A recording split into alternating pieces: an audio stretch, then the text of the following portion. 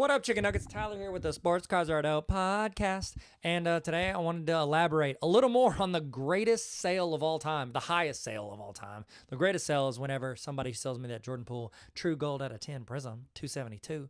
You already know what's up. Tyler, stay focused. All right, hit him with the intro, and then we're going to get into this.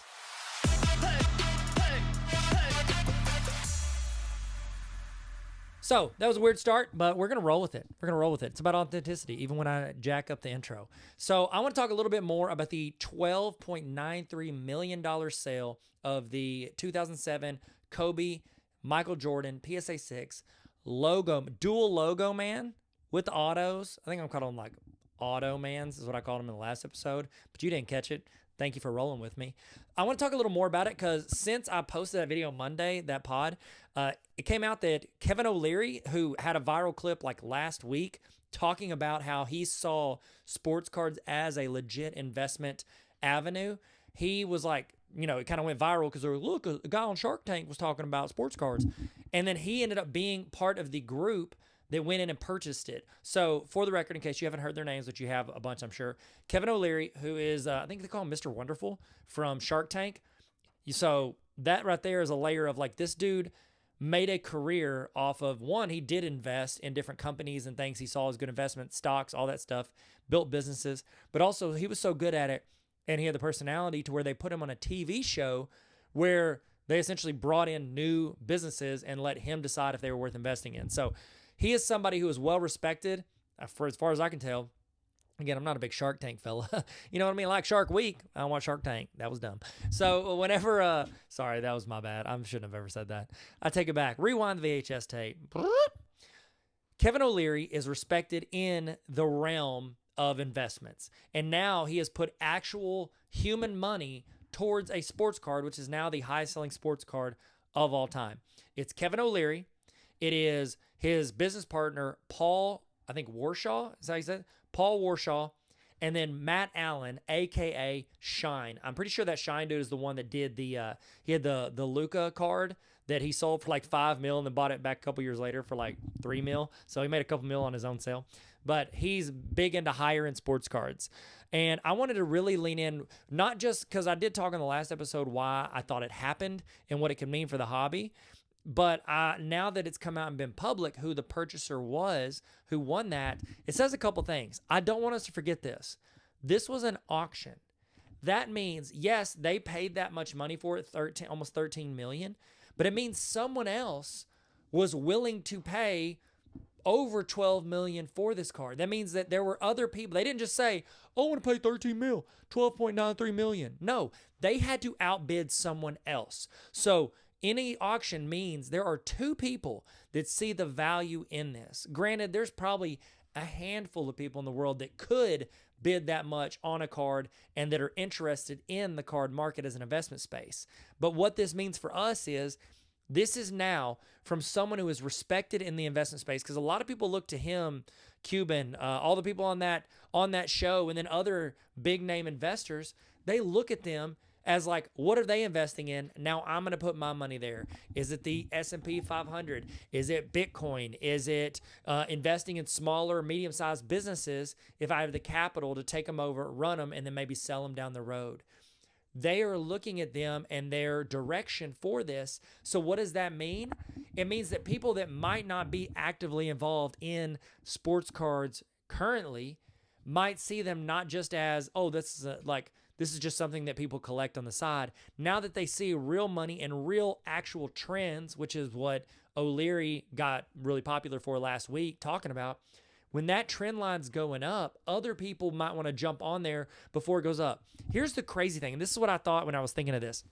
Because people are talking about them, and they're using words I don't really understand. I know what a portfolio is. It's like a conglomeration of the things that you own. So like my wife and I, we do real estate. And so we have duplexes and houses that we rent out. And then we have, we have some money in the bank saved up. And then we also I have some sports cards. She has some jewelry in a safe in a bank. So don't come at me. We have different investments that we have. And so, that is all part of our portfolio. And the way these business people view it, and then also we have stocks, and then also have some cryptocurrency. Sorry, I want to be overly transparent with you. But I've got all those things. So we are and I'm not the most diversified, but like I feel like I have a pretty diverse portfolio now. I'm not on any of their level. Like your boy was not second place in the bidding for the Kobe MJ. I wish I was, because I still need a Kobe auto, or a MJ auto to complete my top 75 set.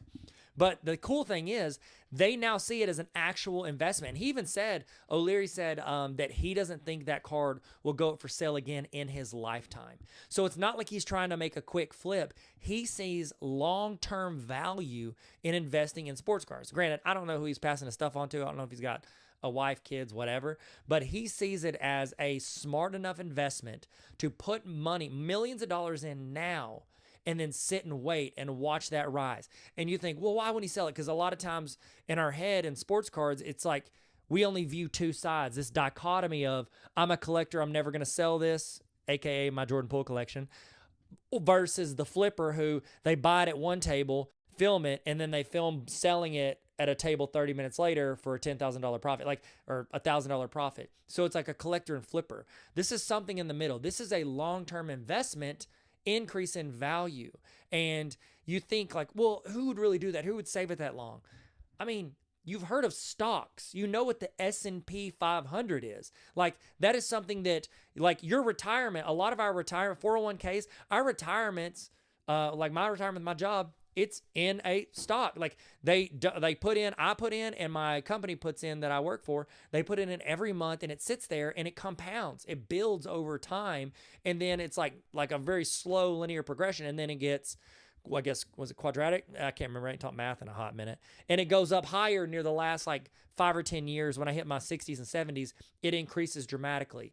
It doesn't, that compounding interest and how it increases in money so quickly doesn't, like it takes a lot of like math brain to understand, but that's what he's thinking. He's thinking this stuff is going to go up. I have Bitcoin. I don't have multiple Bitcoin. I got like half a Bitcoin, but still it's going up. It's something I saw as a long-term value after I read, and I'm not telling, this is not an investment advice. Do not do anything I'm telling you to do. You follow your heart, bro.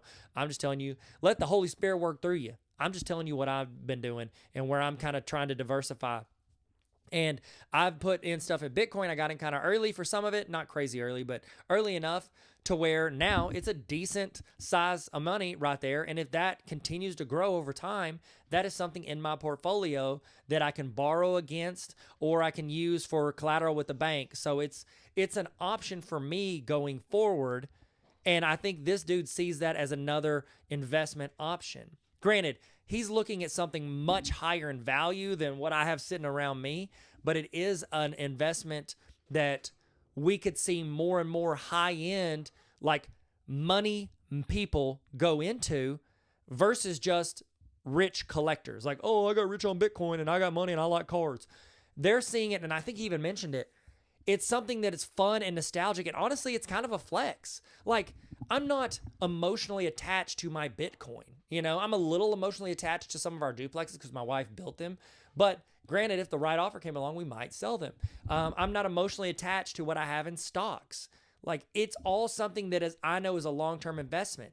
I'm not even attached to, oh, I love my money, my dollar bills. Like, I'm not even attached to the George Washingtons and the Abraham Lincolns and the Franklins. The Franklin? Yeah, he's the hundo. Hamilton, that was it. I was trying to go, what is it? Not Lonely. Is it Lonely Island? It's all about the Hamiltons, baby. I'm not even emotionally connected to those dead white presidents and almost presidents. Like, I'm connected to what it can do for my family in the immediate future, but then in the long-term future. Like, if we're looking at sports cards, it like almost for your higher end cards, if you have any, like if you can view it as this is a long-term thing that can go up for me. And then if I see that increase, that high steep, and because guys, here's the deal. The cool thing is, like, if I sell off, a quarter of a Bitcoin, and then later I go back and I buy back a quarter of a Bitcoin, that has no like attachment or significance to me. How it's just a number. It's just an amount and a number and an investment that I'm making.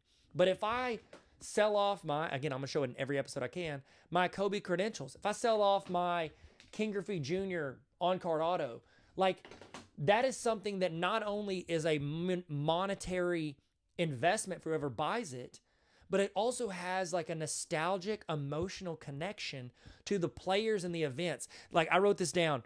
It's a hobbyist and and or investors getting into this market. Now, do I think they're going to be flipping base cards, $10, $20 cards, value boxing? No, that's probably more the collector. Maybe somebody's trying to grade and flip and make the margin there. But I'm talking higher end stuff. When you walk around the table at the Dallas Card Show or the National and you see those MJ autos that are priced at 10 to 15 grand and those LeBron rookies that are 20 to 30 grand, when you see those cards, you as a collector might not be the only one going for it. And then the flippers, now you're going to have people that are just like, I'm going in, I'm essentially buying stocks, long-term stocks that I think will go up over time. And they're going to start diversifying their portfolio and taking those chunks of money. Okay, it's November, December. I sold, 2 duplexes. I made $300,000.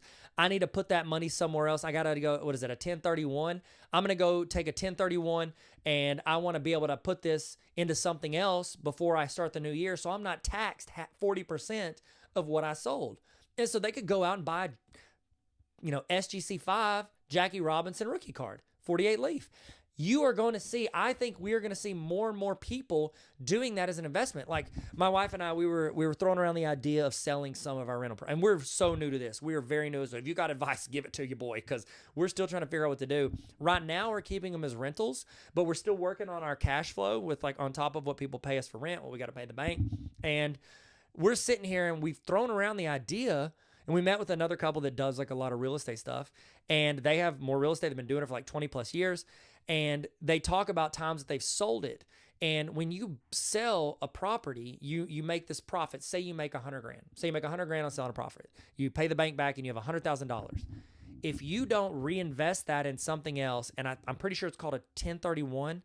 If you don't file a 1031, again, I'm so new to this. You can mock me, you can make fun of me, and do not use this as investment advice. I'm just trying to throw off what I learned like last week.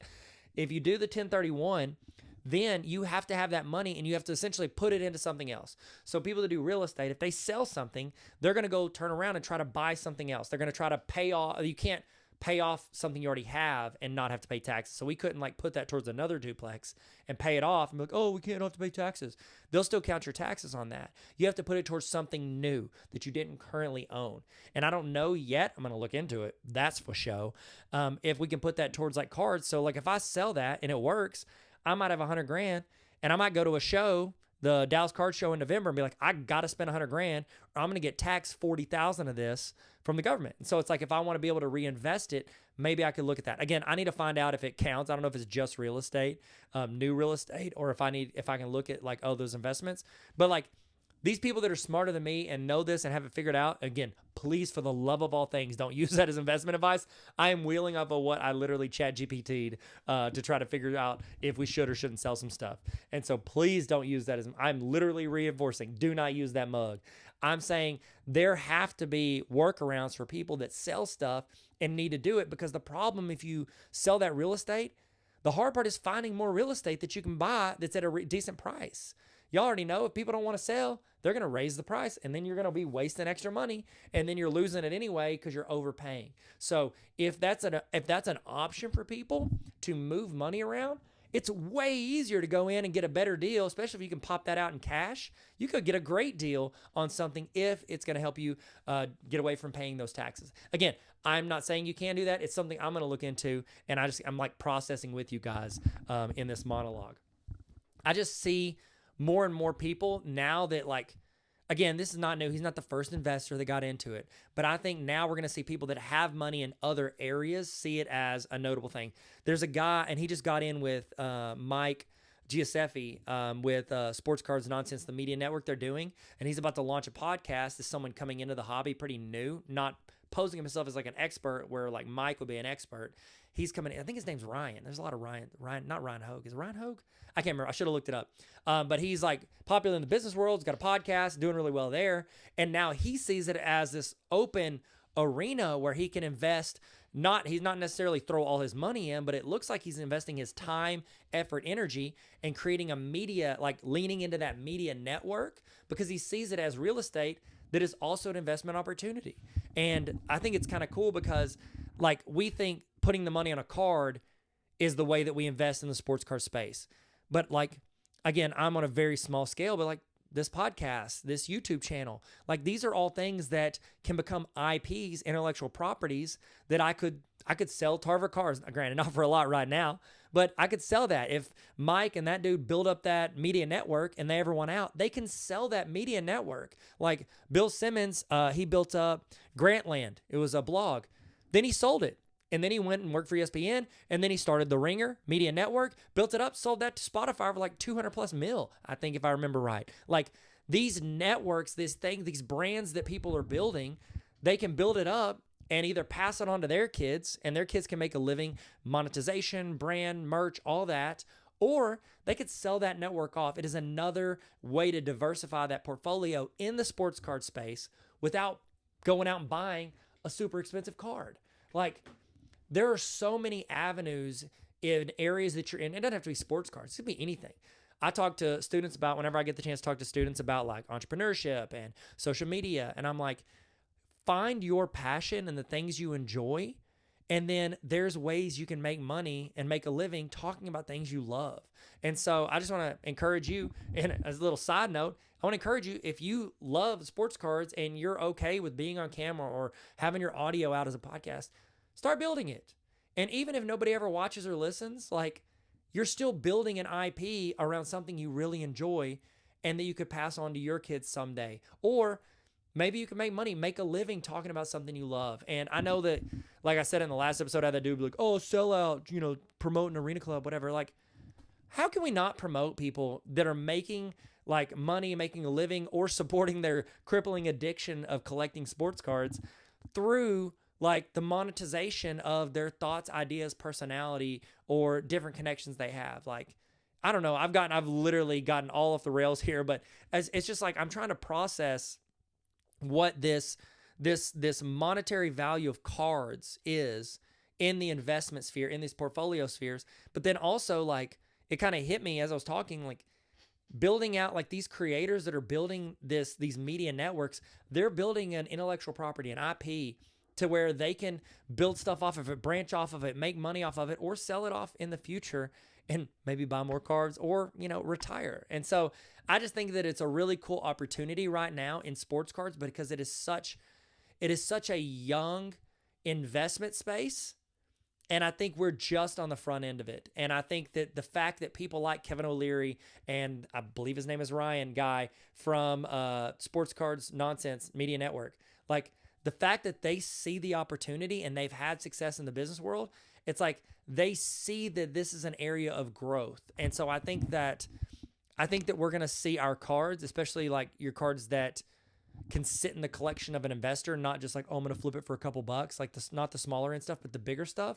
I think we're going to see more and more people come into that space and use it as a legit medium, a legit place to expand their portfolio as they go forward. Man, I really wish I would have looked into the 1031 so I could say like, oh, don't spend it on cards, spend it on card. Don't go off my investment advice once again on anything. I'm just throwing out ideas. And if you are a banker, if you know better, throw in the comments, inform all of us, including myself. But I just think it's a really cool moment for the card industry. And it's not like, oh, everything changed. It's just another step in the direction of where we're going. And I think we're still stepping up. We're not stepping down into the catacombs. We're stepping up into what this whole thing's going to become. So I don't know. I think it's pretty cool and I like it. And honestly, just the more attention, like this stuff was on every channel, was on the front page of multiple websites. Like, this is getting more attention, and it's going to, I think, bring more people back into the hobby or people coming in for the first time. So find your lane, find the areas that if you want to have as a long-term investment, cool. If you want to just have fun with it, keep having fun with it. Like, whatever avenue you want to take, I think there's room in this hobby for all of us. There's room for people that want to open up shops. There's room for people that want to create IP through media networks. There's room for people that want to go out and buy multi-million-dollar cards. There's room for people that want to go find the dollar boxes and then complete their sets. Like, there's room for all of us.